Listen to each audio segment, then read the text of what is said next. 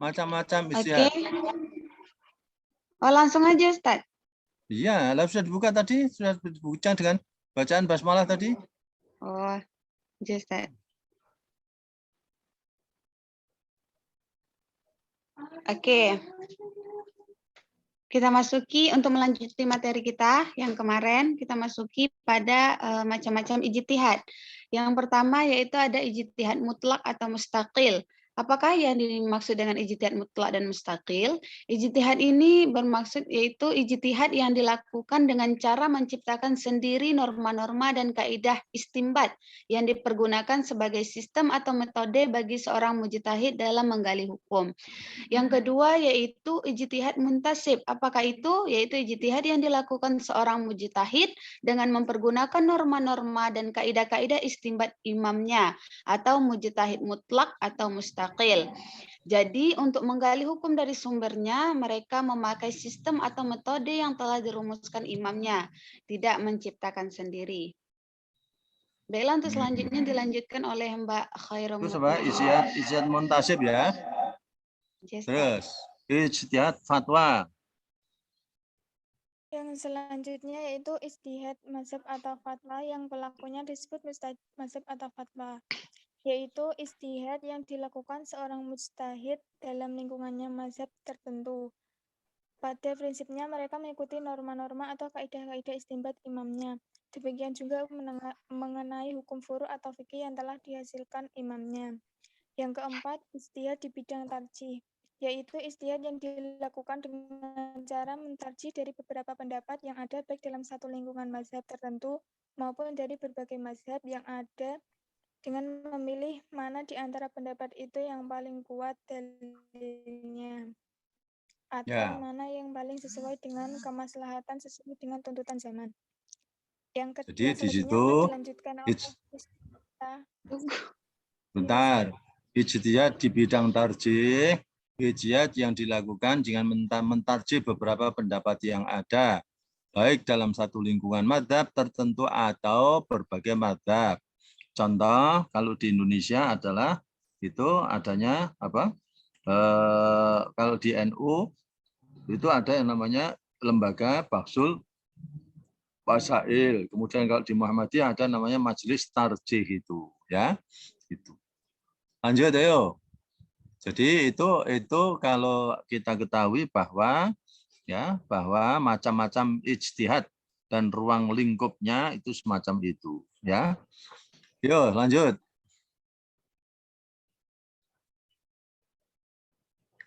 Sistem ijtihad dalam sudah betul, ayo. Ada dua itu ya. Sistem ijtihad, ya. Itu ada dua, satu ya, metode mutakallimin. Terus, silakan. Sudah betul itu?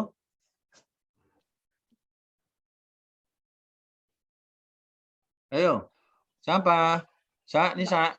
Mbak Sisti, Ustaz. Yo. Yang selanjutnya adalah sistem ijtihad dalam hukum Islam. Yang pertama, metode mutakalimi. Sing banter ora cukup, ora krungu. Yang pertama metode mutakalim. Metode mutakalimin sing yang keras lho, sarapan dong. Ini menetapkan kaidah usul sesuai dalil yang menunjukkan pada ketetapan kaidah itu. Selama dalil itu dapat menguatkan kaidah ini, maka ulama dalam metode ini menguatkan kaidah dengan dalil itu. Jika tidak ada dalil yang dapat menguatkannya, maka otomatis dihilangkan. Dalam artian, tidak ada dalil jika tak ada kaidah. Dengan tanpa condong kepala atau mazhab pun juga tidak memilih apakah nanti cocok atau tidak dengan masalah furu'iyah dalam fikih. Ya, lanjut. Jadi itu metode dengan menetapkan kaidah usul sebagai dalil. Umpamanya yang mutakalimin itu seperti bagaimana menetapkan kaidah usul bagi dalil. Jadi umpamanya kaidah usul ada yang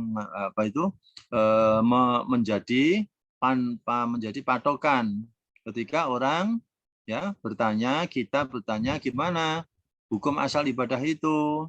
Sholat umpamanya sholat subuh kurang giat ditambah 2 rakaat jadi subuhnya 4 rakaat. Boleh enggak? Nah, kembali kepada metode mutakalimin dengan menggunakan kaidah usul. Kaidah usulnya bagaimana? Al-aslu fil ibadah at-takhrim. Hatta yadullu dalil alal amr. Hukum asal dari persoalan ibadah adalah dilarang. Hatta yadullu dalil alal amr, sehingga ada dalil yang memerintah. Jadi mau sholat subuh, ya tidak boleh. Dilarang, harus ada perintah. Perintahnya bagaimana? Perintahnya 2 rakaat. Ya. Itu kaidah usul yang dijadikan untuk menetapkan hukum. Ini adalah metode mutakallimin. Yang kedua, metode lanjut. Yang kedua metode Hanafiyah. Ulama metode ini menganggap bahwa pendahuluan mereka dalam mazhab Hanafi tidak meninggalkan kaidah bagi mereka seperti halnya Imam Syafi'i. Namun, kendati demikian, mereka menjadikan masalah-masalah furuk dalam fikih yang ditetapkan oleh imam pendahulu mereka sebagai acuan yang dijadikan kaidah dalam menentukan permasalahan furuk yang lain. Yang ketiga, metode Hanafiyah ini adalah metode yang tetap dalam menetapkan masalah-masalah furuk dalam fikih.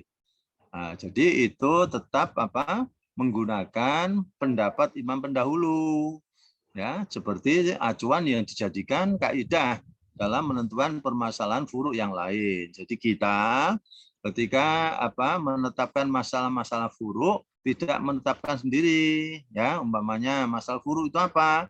Ya, masalah bagaimana, ya, puasa Ramadan hukumnya, kemudian bagaimana sholat safar, sholat qashar, itu menetapkannya apa? Dengan mengikuti pendapat-pendapat imam terdahulu. Umumnya tentang sholat qashar. Bagaimana?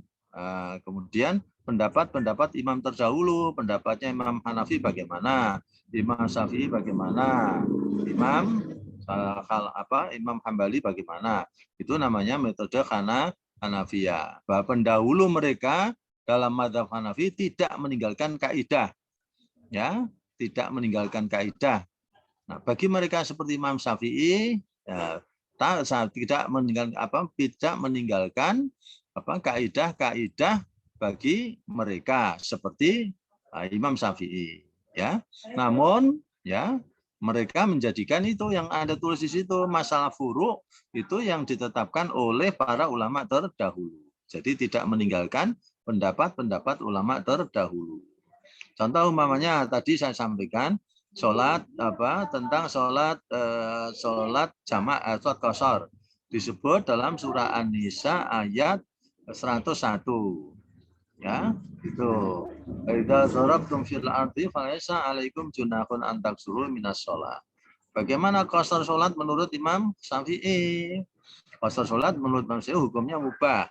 Artinya ketika seseorang menjalankan safar atau bepergian, itu sholatnya boleh diqashar, boleh tidak. Ya. Nah, kalau Imam Hanafi bagaimana? Imam Hanafi hukumnya wajib, qashar itu wajib karena itu adalah dispensasi.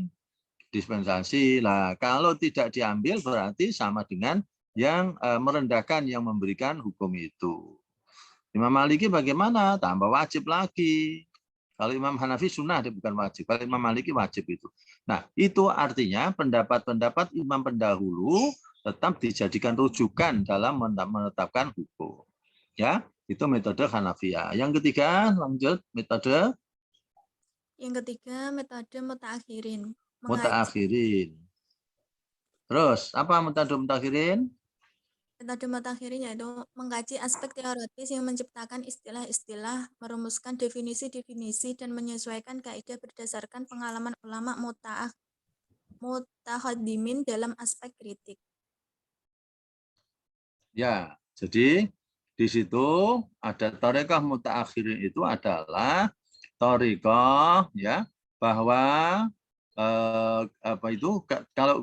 kalau kedua thariqah tadi itu kan satu kaidah-kaidah usul. Nah, thariqah mutaakhirin ini adalah, ya, bagaimana mentahqiq ya mentahqiq, meneliti kaidah-kaidah usul dari kedua thariqah yang sudah disampaikan di depan tadi. Ya, ulama yang menempuh sistem ini adalah sebagian dari fuqaha Hanafiyah dan fuqaha Syafi'iyah. Maka thariqah ini dinamakan thariqah mutaakhirin. Ya, karena munculnya setelah ada thariqah mutakallimin dari thariqah Hanafiyah. Jadi dua thariqah ini atau dua metode itu ya dikombin, ya, dikombin, ditahqiq, diteliti, kemudian diambil ya satu metode tersendiri yang namanya metode mutaakhir. Sudah selesai ya? Ayo lanjutnya kelompok berapa? Kelompok 3. Kelompok 2 lanjutnya, Ustaz. Kelompok 2? J. Masih kelompok 2 toh? J, Ustaz. Ya wes. Kelompok 3 siap nanti. Kelompok 3 siap, ya. Silakan.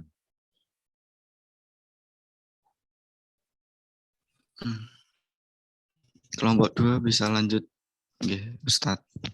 Apa yoga itu? Oke, saya moderator. Silakan. Bismillahirrahmanirrahim. Assalamualaikum warahmatullahi wabarakatuh. Assalamualaikum warahmatullahi wabarakatuh. Yang terhormat Ustadz Rozihan selaku dosen mata kuliah perbandingan mazhab, serta tak ketinggalan pula teman-teman yang saya banggakan. Puji syukur marilah kita panjatkan kepada Allah Subhanahu wa taala atas rahmat berupa kesehatan, sehingga kita bisa melaksanakan kuliah secara daring pada siang hari ini. Tak lupa juga sholawat serta salam semoga tetap tercurahkan kepada junjungan kita Nabi Agung Muhammad SAW.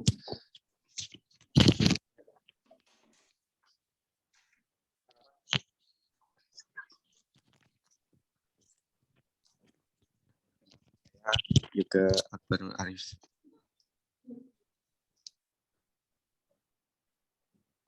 Kok putus-putus? Kok putus-putus suaranya?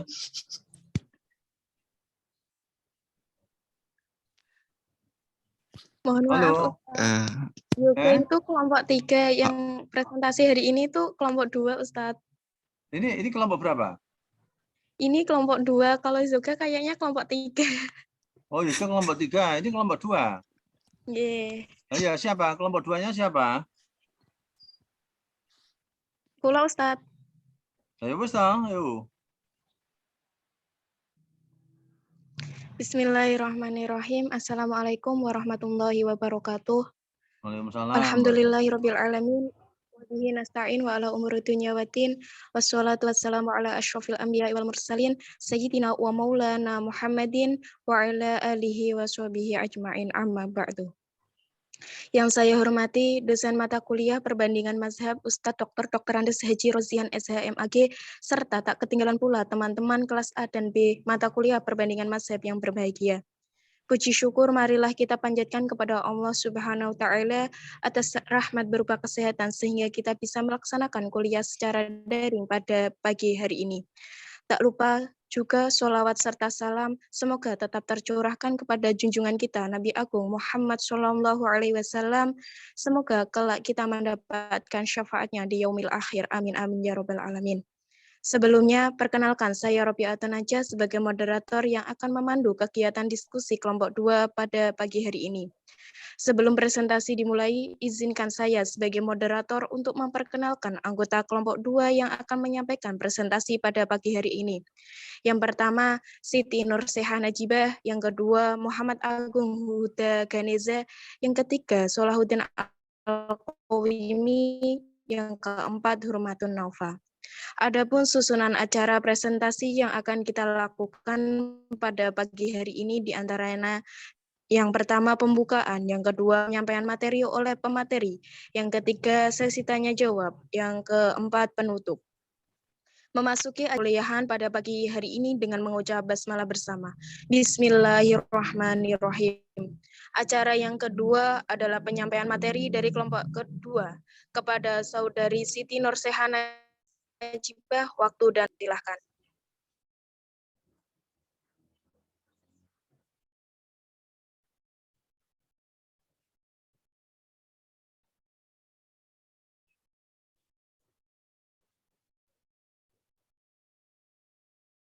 Yo. Poin yang pertama yaitu ijtihad dalam lintasan sejarah. Ijtihad dalam lintasan sejarah, perubahan hukum dalam Islam mempunyai kaitan yang sangat erat dengan masalah ijtihad. Cepat atau lambatnya perubahan hukum Islam sangat bergantung pada tinggi rendahnya frekuensi ijtihad yang dilakukan oleh para mujtahid.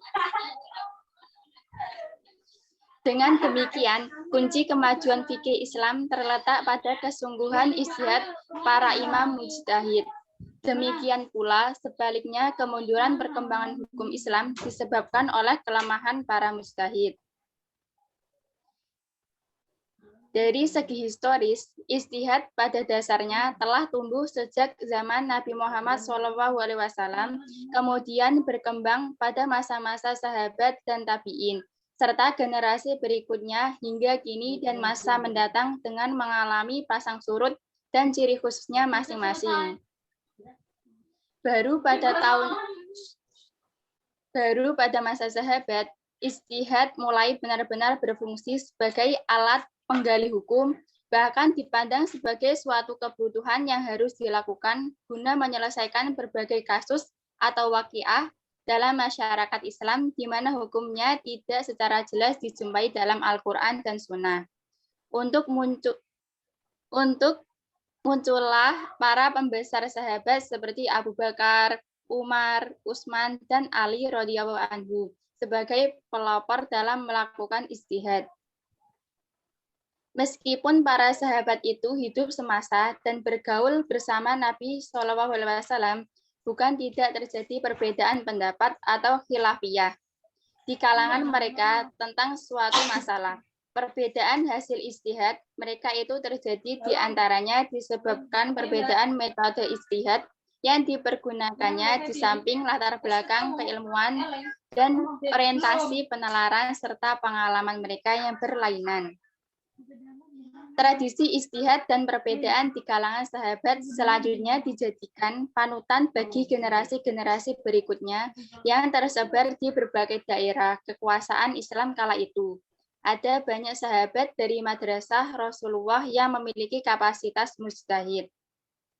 Baru pada masa sahabat, ijtihad mulai benar-benar berfungsi sebagai alat penggali hukum, bahkan dipandang sebagai suatu kebutuhan yang harus dilakukan guna menyelesaikan berbagai kasus atau waqiah dalam masyarakat Islam, di mana hukumnya tidak secara jelas dijumpai dalam Al-Quran dan Sunnah. Muncullah para pembesar sahabat seperti Abu Bakar, Umar, Utsman, dan Ali sebagai pelopor dalam melakukan ijtihad. Tradisi ijtihad dan perbedaan di kalangan sahabat selanjutnya dijadikan panutan bagi generasi-generasi berikutnya yang tersebar di berbagai daerah kekuasaan Islam kala itu. Ada banyak sahabat dari madrasah Rasulullah yang memiliki kapasitas mujtahid. Sementara itu, perkembangan ijtihad mengalami kemajuan yang amat pesat dari waktu ke waktu. Pada masa Nabi Muhammad SAW dan masa sahabat sampai akhir abad pertama Hijriah, biasa disebut fase permulaan fikih. Sedangkan pada masa tabi'in, 2 atau 3 generasi berikutnya, lazim disebut fase pembinaan dan pembukaan fikih yang berlangsung sekitar 250 tahun. Terhitung sejak akhir abad pertama Hijriah sampai separuh pertama abad keempat Hijriah. Pada fase kedua, inilah fikih Islam mencapai puncak kejayaan bersama dengan kemajuan dunia Islam dalam semua bidang. Pada periode yang sering disebut periode ijtihad dan keemasan fikih Islam, lahir para mujtahid kenamaan seperti Imam Abu Hanifah, pada tahun 80 Hijriah sampai pada tahun 50 Hijriah sampai 80 Hijriah. Yang kedua Imam Malik, yaitu pada tahun 93 Hijriah sampai 173 Hijriah. Yang ketiga Imam Syafi'i, yaitu pada tahun 150 sampai 204 Hijriah. Yang terakhir yaitu Imam Ahmad Ibnu Hambal, yaitu pada tahun 164 sampai 241 Hijriah. Terima kasih, saya kembalikan kepada moderator. Terima kasih kepada Saudari Siti Nurseha Najibah. Selanjutnya akan disampaikan oleh Saudara Solahuddin Al-Qawimi. Waktu dan layar kami persilahkan. Terima kasih. Selanjutnya yaitu ijtihad pasca Imam Madhab. Yang pertama yaitu masa taklid. Dan yang kedua yaitu konsolidasi madhab. Yang ketiga periode masa stagnasi dan kemunduran tasyrik. Dan yang keempat yaitu periode masa kebangkitan. Ijtihad pasca Imam Madhab. Masa taklid dan konsolidasi madhab atau pada fase disintegrasi pada tahun 4 sampai 7 Hijriah. Masa taklid. Semangat dan kemerdekaan ijtihad yang marak mewarnai aktivitas tasyrik di berbagai periode sebelumnya seolah-olah lenyap dan diganti dengan semangat dan jiwa baru yang justru menjadi titik awal kemunduran tasyrik, yakni taklid. Kalaupun ditemukan adanya hanya praktek ijtihad yang dilakukan oleh tokoh-tokoh tasyrik generasi ini. Namun yang ada hanyalah mujtahid muqayyad atau madhab. Mujtahid ini terbagi menjadi dua bagian, yakni mujtahid takhrij atau mujtahid asbabul wurud dan mujtahid tarjih atau mujtahid fatwa. Tradisi taklid. Yang dimaksud dengan taklid di sini adalah totalitas penerimaan rumusan hukum syariat Islam dari seorang imam tertentu dan anggapan bahwa ketetapan itu mutlak harus diikuti oleh muqallid, seolah-olah ada dalil nas yang mewajibkan hal itu. Dalam mendeskripsikan kondisi tasyrik di periode ini, Al-Hajwi berkata, tradisi taklid telah menguasai para ulama. Mereka cukup puas dengan hanya bertaklid. Dan kondisi ini terus berkembang. Sebaliknya ijtihad kian hari semakin menghilang. Puncaknya terjadi pada pertengahan abad keempat Hijriah. Karena pada saat itu mayoritas ulama telah puas dengan mendasari fikih mereka pada fikih Abu Hanifah, Malik, Asy-Syafi'i, dan Hambal. Kontribusi pemikiran imam-imam tersebut dinilai menyamai nas Al-Quran dan As-Sunnah yang tidak berani mereka tantang.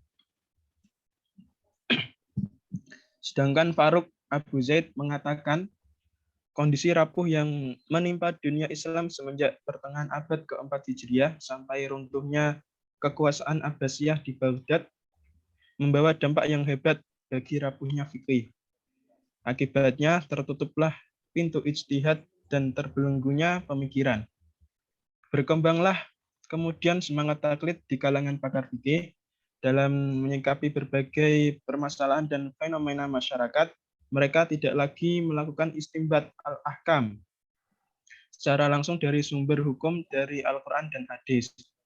Mereka lebih suka mengikat diri dengan pemikiran-pemikiran atau pendapat-pendapat pendahulunya. Sebab-sebab taklid. Yang pertama yaitu instabilitas sosial politik. Yang kedua, rumusan hukum madhab fikih dianggap sudah paripurna. Yang ketiga yaitu fanatisme bermadhab atau ta'assub. Dan yang keempat yaitu melemahnya semangat ijtihad. Dan yang terakhir tertutupnya pintu ijtihad. Yang kedua, konsolidasi madhab. Dalam hal ini, Hudoribik menyebutkan 3 fokus aktivitas tasyrik ilmiah pakar-pakar fikih periode ini. Yang pertama yaitu menganalisa alasan hukum ilat yang dideduksikan oleh imam madhab. Yang kedua yaitu mentarjih atau menyeleksi berbagai pendapat madhab. Dan yang ketiga yaitu pembelaan terhadap eksistensi madhab.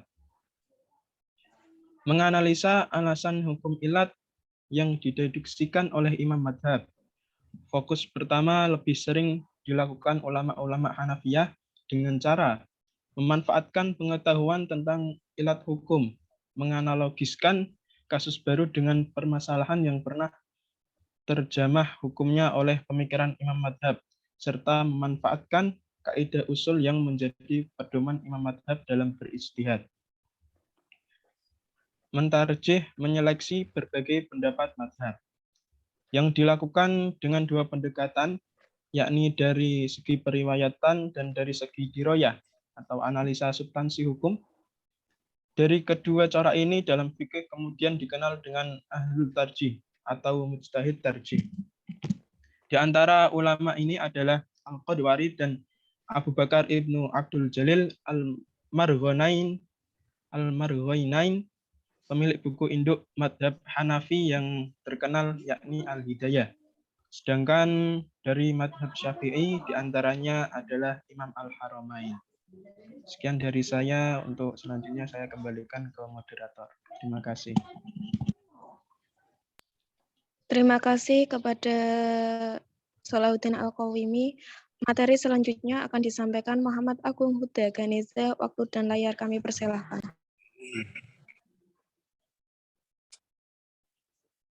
Baik, melanjutkan presentasi selanjutnya yaitu pembelaan terhadap eksistensi mazhab dengan cara mengekspos atau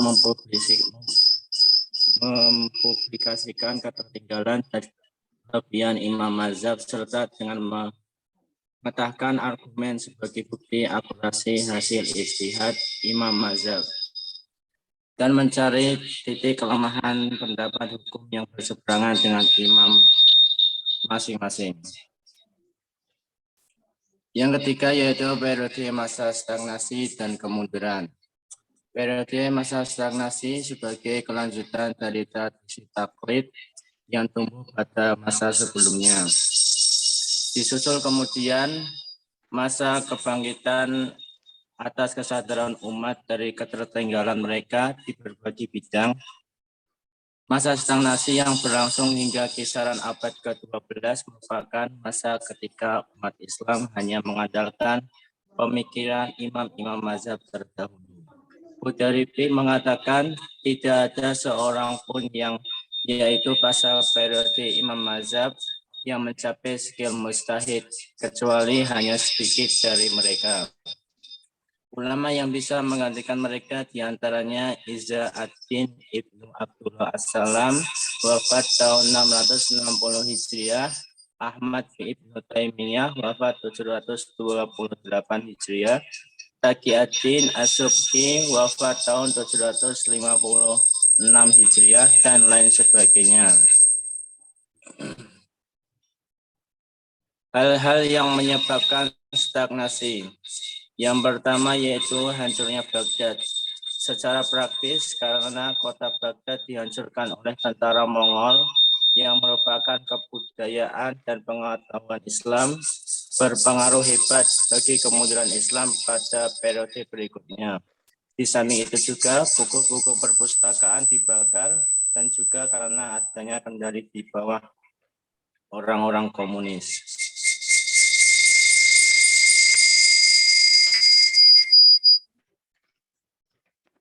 Yang kedua yaitu miskomunikasi para ulama.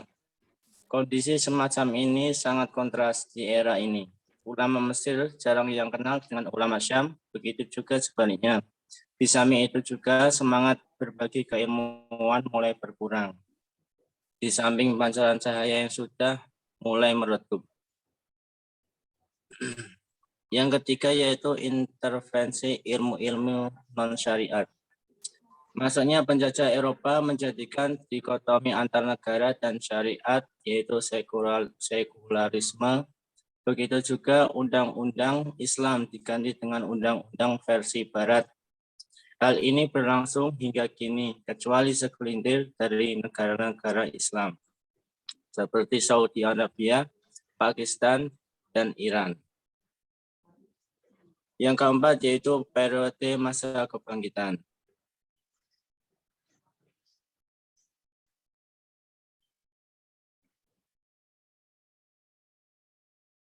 Munculnya tokoh-tokoh besar seperti An-Nawawi, Ibnu At-Taimiyah, dan Asy-Syaukani tanpa menghilangkan rasa hormat pada mereka, ternyata belum mampu membangkitkan gairah umat Islam untuk bangkit dari keterpurukan tersebut.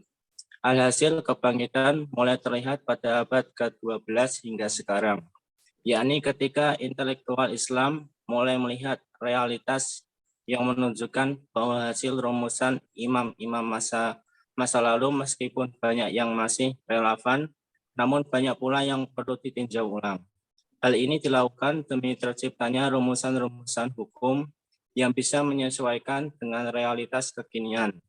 Mulailah diadakan diskusi-diskusi membahas perubahan dalam mazhab-mazhab fikih, sehingga muncul beberapa tokoh pembaru Islam seperti Muhammad Ibnu Abdullah Al-Wahhab, Muhammad Abduh, Jamaluddin Al-Afghani, Hasan Al-Banna, Abu Al-Ala Al-Mandudi, Wahab Az-Zuhaili, Yusuf Qardawi, dan lain sebagainya.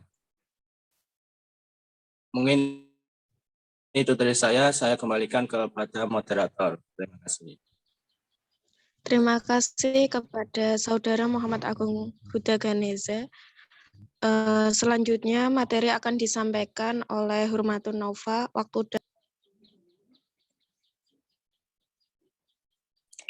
Terima kasih atas waktunya.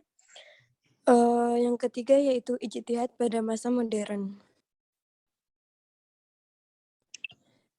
Di era modern ini, ijtihad sangat dibutuhkan, karena ijtihad sangat dibutuhkan dalam masalah apapun, kecuali dalam konteks akhlak. Di bidang fikih, hukum, politik, ekonomi, dan lain sebagainya, begitu banyaknya permasalahan yang berkembang seiring dengan berkembangnya fenomena kehidupan, maka ijtihad juga perlu mengalami ekspansi penggunaannya. Ijtihad di era modern berfungsi untuk menjawab permasalahan yang terus bermunculan yang hukumnya tidak terurai jelas dalam sumber hukum utama yaitu Al-Quran dan hadis. Meskipun kebutuhan, ijtihad tidak bisa dilakukan oleh semua orang. Hanya ulama yang memenuhi syarat yang bisa melakukan ijtihad. Terima kasih, saya kembalikan ke moderator. Terima kasih kepada Saudari Hurmatun Nova. Sesi selanjutnya yaitu Thank you. Nah, jadi begini, ijtihad itu pada zaman Nabi itu langsung yang menjawab persoalan-persoalan. Yang menjawab persoalan-persoalan pada waktu itu adalah Rasul sendiri. Rasul sebagai penafsir, menetapkan hukum pada zamannya. Jadi disitulah sekalian, pada masa Rasul itu ijtihad sumber hukumnya, pedomannya adalah langsung oleh Rasul itu sendiri. Masalah-masalah yang muncul pada saat itu yang menjawab adalah Rasul itu sendiri. Ya. Jadi yang pertama sekalian itu ijtihad pada masa Rasul adalah ketika ada persoalan ya para sahabat ketika sahabat itu diutus oleh Rasul ke kota Quraidah. Kemudian Rasul bersabda, la yusalliyanna ahadakumul asra illa fi bani Quraidah. Tidak ada sholat asar kecuali di kota Quraidah. Nah, di situ ada dua pemahaman. Sebagian sahabat karena tidak ada sholat asar di kota Quraidah, mereka memahami sabda Nabi itu secara tekstual. Tidak ada sholat asar kecuali di kota Quraidah. Maka sholat asar yang ada adalah di kota Quraidah. Nah, sebagian sahabat beristihad memahami pesan Nabi itu sebagai ijtihad, yaitu dipahami secara kontekstual. Bagaimana mungkin kita sholat asar di kota Quraidah, sementara kita sampai di kota Quraidah nanti waktunya sudah habis, sudah waktu isya. Nah, kemudian para sahabat berijtihad, ya, memahami hadis Nabi itu tadi. Yuk kita turun di jalan, sholat asar di jalan. Nah, setelah mereka pulang bertemu dengan Rasulullah, kemudian bagaimana? Nah, mereka menyampaikan persoalannya, ya Rasulullah, tadi saya sholat asar di kota Quraidah. Sebagian kemudian mematur kepada Rasulullah, ya Rasul, tadi saya sholat di jalan karena menurut pendapat saya tidak mungkin nanti sholat di kota Quraidah karena di sana nanti waktunya sudah isya. Nah, kemudian bagaimana sekalian? Rasulullah pada waktu itu membenarkan, ya, membenarkan apa yang dilakukan oleh masing-masing kelompok sahabat, ya. Jadi itu Anda benar, keduanya benar semua. Jadi dipahami secara tekstual juga benar, dipahami secara kontekstual juga benar. Jadi di situ Rasul langsung menjadi sumber hukum. Ini ijtihad yang terjadi pada masa Rasul. Nah, kemudian ada lagi contoh, ya, ketika para sahabat itu mau melakukan sholat, ternyata apa? Tidak ada air di jalan. Kemudian mereka bertayamum. Mereka bertayamum, kemudian sholat. Nah, setelah sholat, belum selang lama, hujan, ada air. Maka di situ terbelah, ada dua pendapat. Sebagian pendapat mereka tidak sholat lagi karena sudah sholat sempurna. Nah, sebagian lagi mereka membatalkan sholatnya dan mengambil air wudhu, kemudian sholat lagi. Jadi yang satu hanya sholat sekali, yang satu adalah sholat dua kali. Nah, kemudian bagaimana Nabi ketika ditemui oleh para sahabat, Nabi bersabda, sabdanya apa? Asabtas sunnah wa ajaztuka wa ajaztuka sholataka. Yang artinya apa? Yang artinya di situ asabtas sunnah. Engkau telah berbuat sesuai sunnah dan sholatmu sudah memadai. Wa ajza'atka sholataka. Itu mereka yang sholat hanya sekali. Nah, kemudian bagaimana yang sholat dua kali? Tadi sudah sholat dengan tayamum, kemudian mereka membatalkan sholatnya, kemudian ambil air wudhu, kemudian mereka sholat lagi. Nah, itu kemudian Nabi bersabda, lakal ajru marrota ini, untuk kamu dapat dua pahala. Itu ya. Itu. Kemudian ada lagi contoh sekalian. Jadi bagaimana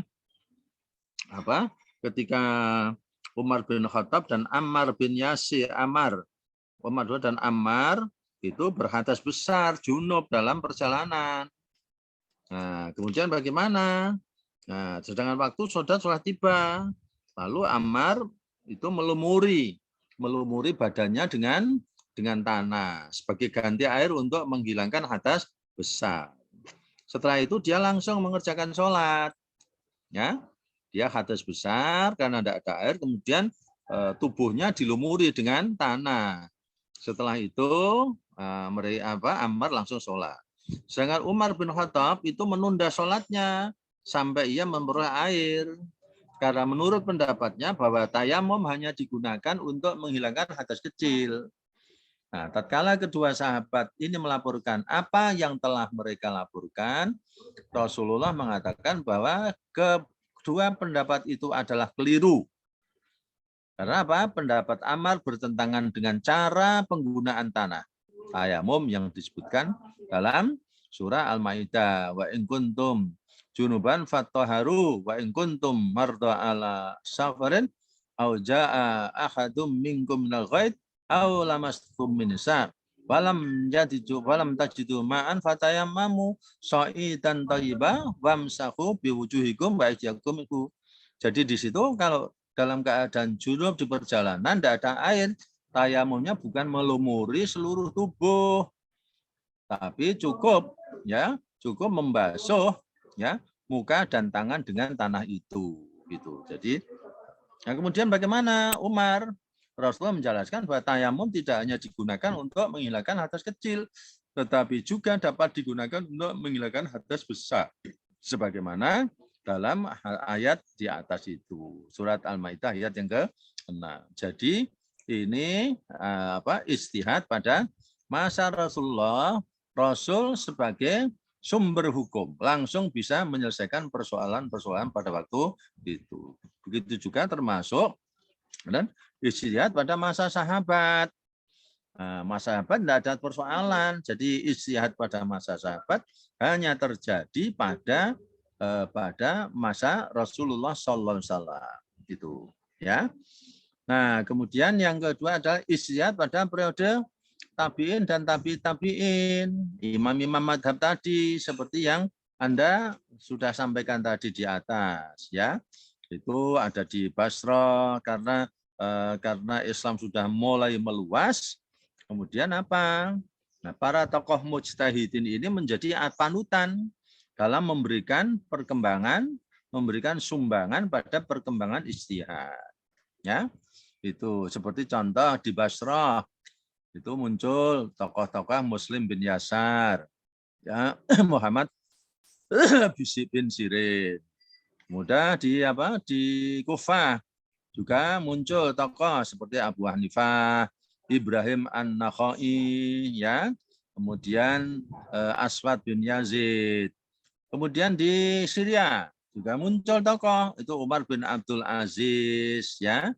Nah, banyak sekali tokoh pada masa tabi'in. Nah, kemudian sekalian karena saking banyaknya pendapat itu, kemudian jumhur ulama menetapkan hukum terbagi menjadi dua golongan.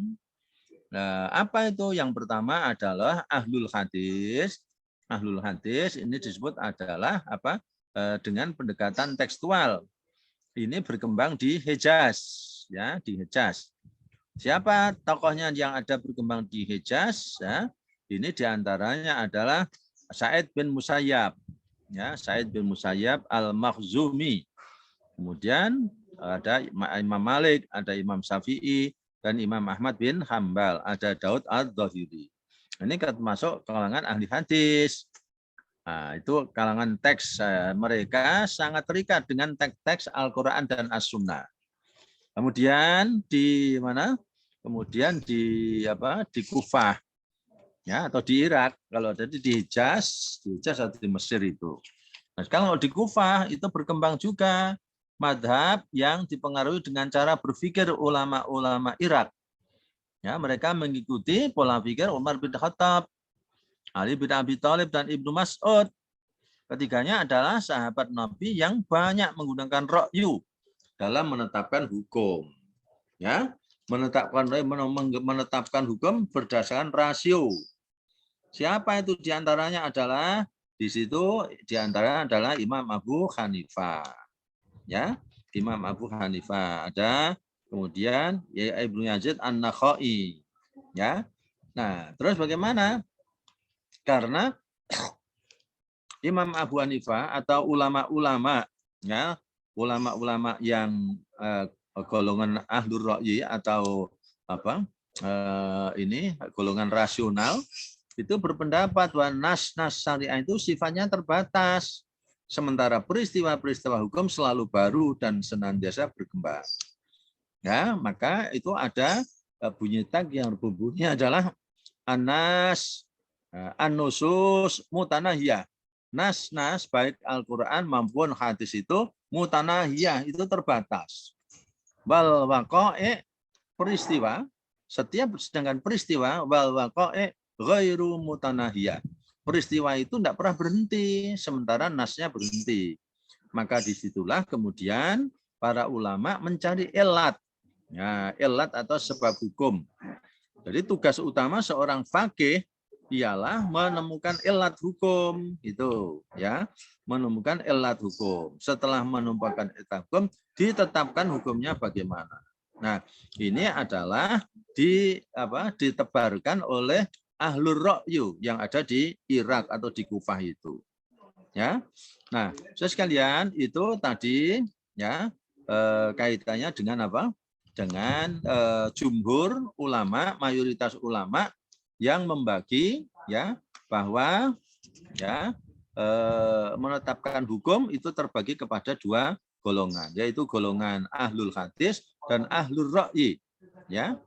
Nah, situ kemudian sekalian itu karena apa? Bisa berbeda karena perbedaan metode dalam menggunakan dalam beristimbat itu. Ya. Maka kemudian ada kan dalam catatan sejarah itu ada mujtahid sunni.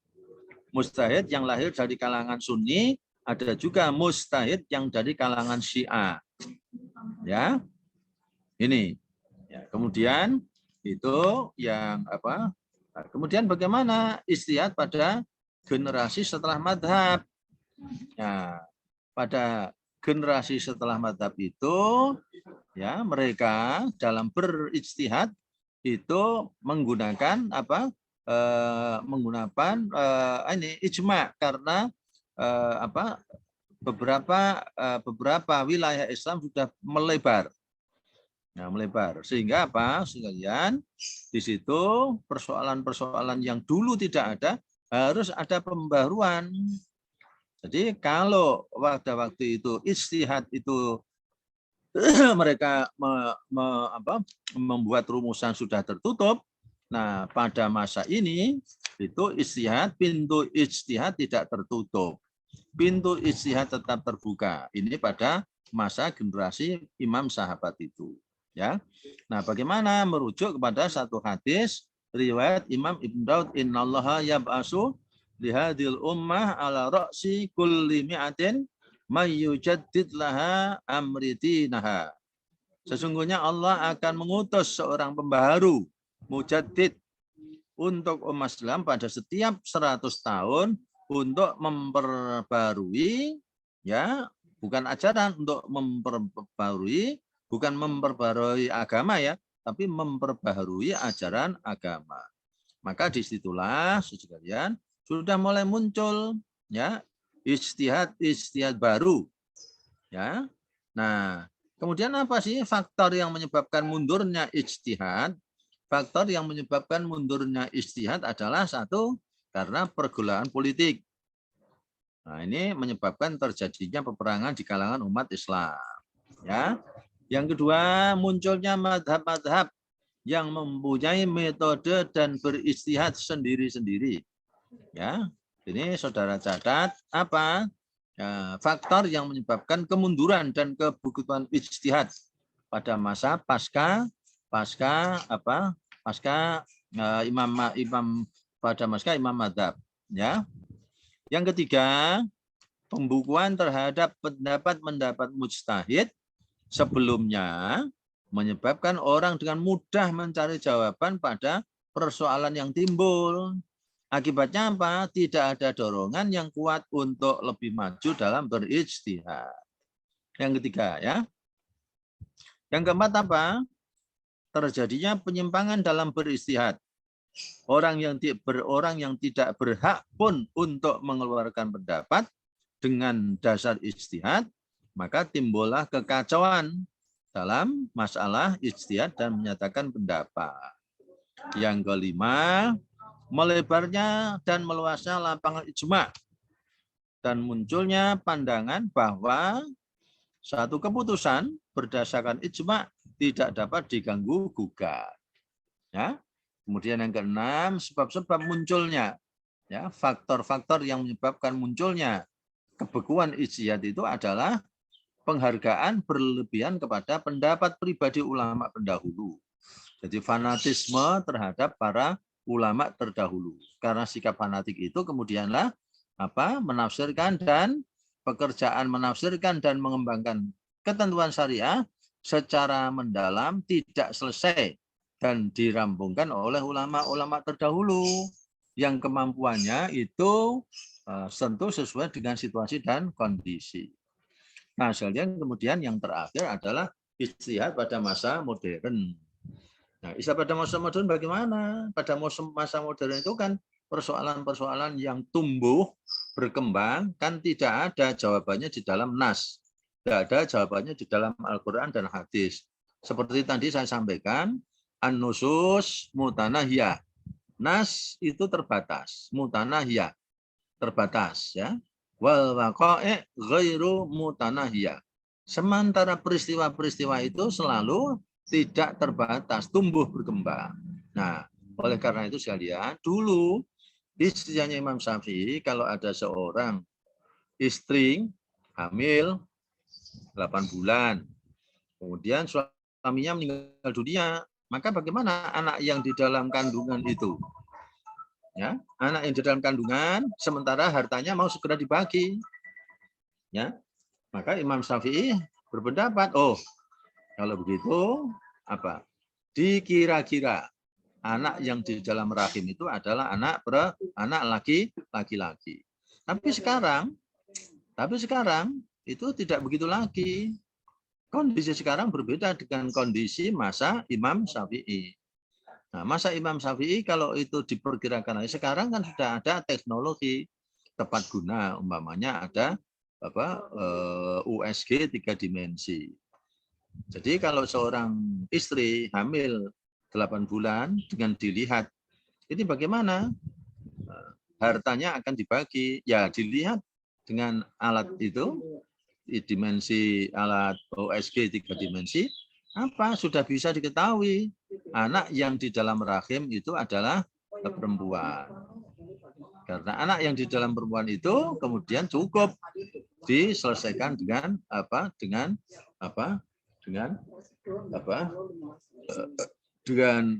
USG. Berbeda kan? Ijtihad yang dihadapi, ijtihad yang bangun oleh Imam Syafi'i dan ijtihad pada masa modern tentu tidak sama. Ya, ini ada persoalan-persoalan yang sangat mendesak untuk dicarikan jawaban hukumnya yang itu tidak ditemukan di dalam Al-Quran dan Sunnah Nabi. Saya kira itu ya tambahan saya. Ya, terus yang lain ini kelompok berapa? Kelompok 3. Iya, Ustaz, kelompok. Apa kelompok 3 siapa? Eka Ernawati Zuk. Apa? Topiknya apa? Ikhtilaf, Ustadz. Ikhtilaf. Ikhtilaf, ya.